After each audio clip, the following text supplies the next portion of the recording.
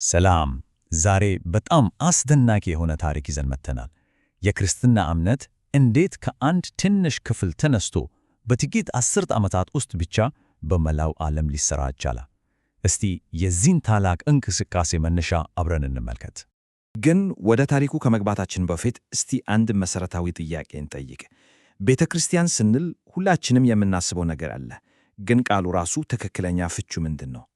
መልሱ ምናልባት ካስብነው የተለየ ሊሆን ይችላል። እሺ፣ ክፍል 1 የተጠሩት ሕዝቦች። የቃሉን የመጀመሪያ ትርጉም መረዳት ለታሪኩ ቁልፍ ነው። እንግዲህ ቤተ ክርስቲያን የሚለው ቃል መነሻው ኤክሊሲያ ከሚል የግሪክ ቃል ነው።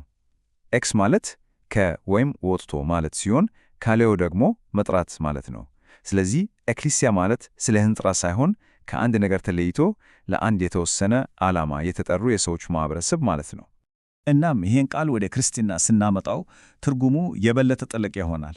አማኞች ከኃጢአት ዓለም ወጥተው ወይም ተለይተው እግዚአብሔርን እንዲያገለግሉ የተጠሩ መሆናቸውን ያመለክታል። ስለዚህ የዚህ አዲስ እንቅስቃሴ ዋና መለያው ይሄ ጥሪ ነው ማለት ነው። እሺ፣ ቃሉን አበከናል። አሁን ወደ ታሪኩ እንግባ። ክፍል 2 በኢየሩሳሌም የተሰጠው ተስፋ። ሁሉም ነገር የተጀመረው ከዚህ ነው። ታሪኩ የሚቀጣጠለው በክርስቶስ አገልግሎት ነው። ከ3 ዓመት በላይ ካስተማረና 12ቱን ሐዋርያት ከመረተ በኋላ ከሞት ተነስቶ ለ40 ቀናት አብራቸው ቆየ። ከመሄዱ በፊት ግን አንድ ትልቅ ቃል ኪዳን ሰጣቸው፣ የመንፈስ ቅዱስ ስጦታ።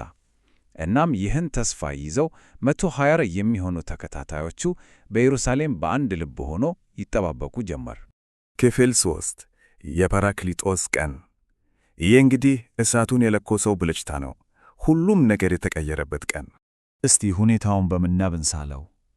ሁሉም ነገር የተጀመረው በኢየሩሳሌም ውስጥ በአንድ ክፍል በተሰበሰቡ 120 ሰዎች ብቻ ነበር።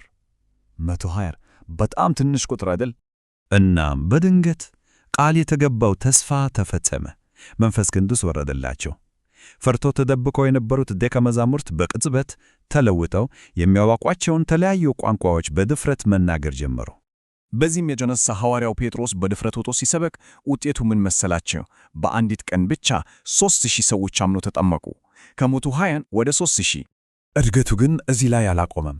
እንቅስቃሴው እንደ ሰደድ እሳት እየተሰፋፋ ከጥቂት ጊዜ በኋላ ብቻ የአማኞች ቁጥር ወደ 5000 አደገ። ይህ ዝም ብሎ እድገት ሳይሆን ፍንዳታ ነበር ማለት ይቻላል። እናም በዚህ አስደናቂ ክስተት ምክንያት የበዓለ ሃምሳ ቀን በክርስትና ታሪክ ውስጥ የቤተ ክርስቲያን የልደት ቀን ተብሎ ይታወቃል። ያ ማኅበረሰብ በይፋ የተወለደበት ቀን ነው ማለት ነው። እሺ፣ እሳቱ ተለኩሷል።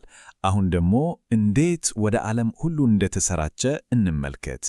ክፍል 4 ወደ ዓለም የተላከ ተልእኮ። ይሄ የሐዋርያት ዘመን የሚባለው በጣም ወሳኝ ወቅት ነበር። ብዙ ነገር የሆነበት። ለምሳሌ የመጀመሪያው ሰማዕት እስጢፋኖስ ሲገደል ትልቅ ስደት ተነሳ። ይህ መጥፎ ቢመስልም አማኞቹ ሲበተኑ ወንጌሉን ይዘው ሄዱ። ስለዚህ ስደቱ ራሱ የመስፋፋት ምክንያት ሆነ። በጣም የሚገርም ነው።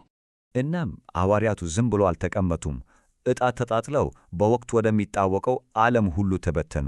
ጴጥሮስ ወደ ሮም፣ ቶማስ እስከ ሂንድ ድረስ ሄደ።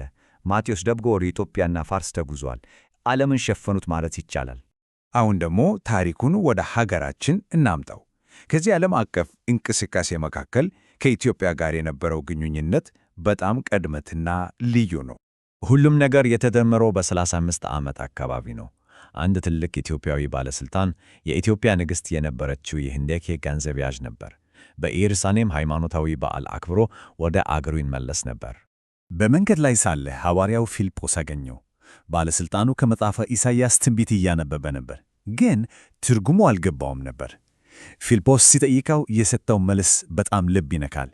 የሚያስረዳን ከሌለ እንዴት አወቃለሁ አለ። ይሄ የእምነት መስፋፋት በማስተማር ላይ ምን ያህል የተመሠረተ እንደሆነ ያሳያል።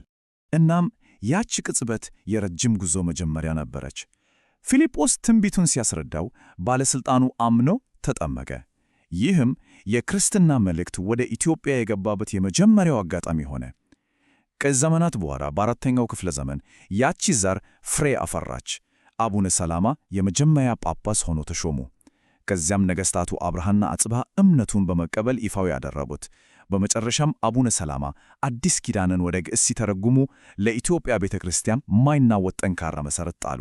ስለዚህ ታሪኩን ስናጠቃልለው ከአንድ ትንሽ የጸሎት ክፍል ተነስቶ በጣት በሚቆጠሩ አስርተ ዓመታት ውስጥ የሮምን ግዛት አልፎ እስከ ኢትዮጵያ ንጉሣዊ ቤተ መንግሥት የደረሰ እንቅስቃሴ ነበር። ማይታመን ነው ታዲያ። ለዚህ መልእክት ይህን ያህል ታላቅ ኃይል የሰጠው ምን ነበር?